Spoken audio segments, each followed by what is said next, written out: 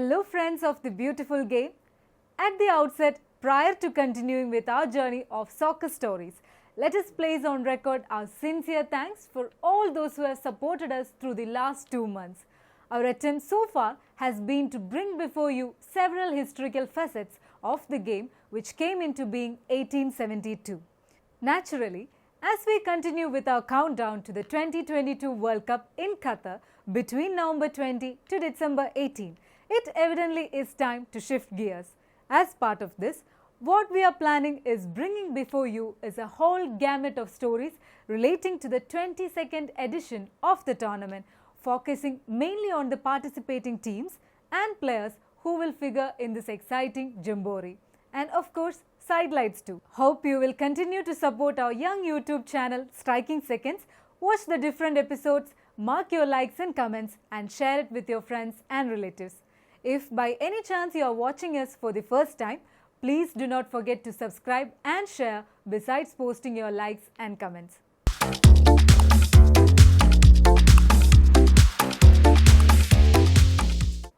Having said so, let us discuss today the 2022 World Cup, which will have its curtain pulled up in exactly 50 days, marking the second time that Asia will be hosting the signature event. Qatar indeed is all set to welcome the world to its shores, promising a uniqueness never seen before. The first country from the Middle East to host arguably the world's single biggest sporting blockbuster, the tiny nation, rich in terms of its natural resources, could be a welcome change too, as the one having the World Cup during winter, again for the first time. Moving away from the time-old pattern of having it in summer, since the signature event was put on the boards way back in 1930 in faraway Uruguay. Only 13 teams had participated in the inaugural year compared to 32 which would be in fray in November to December.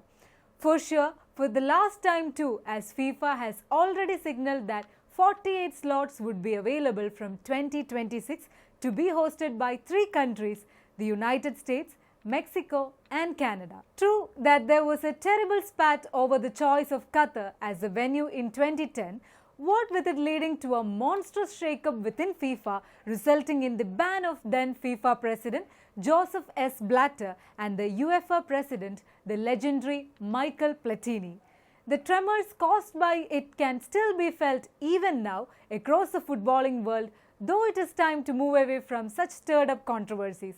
The focus now being the event by itself, what with the entire world waiting with clenched fists and bated breath for the action to get underway.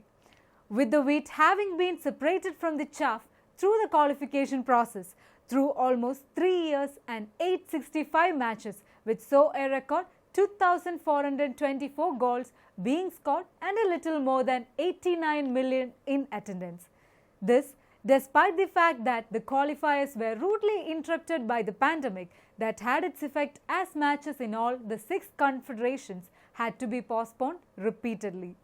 Yet, the final chart after the last of the qualification matches were played on June 14 this year say that from among the 206 countries which were on the starting block, this year's World Cup would have 13 teams from Europe, 6 from Asia, 5 from Africa and 4 each from South and North America, making up this year's competition. As usual, these teams have already put together in 8 groups for the preliminary phase prior to the knockouts.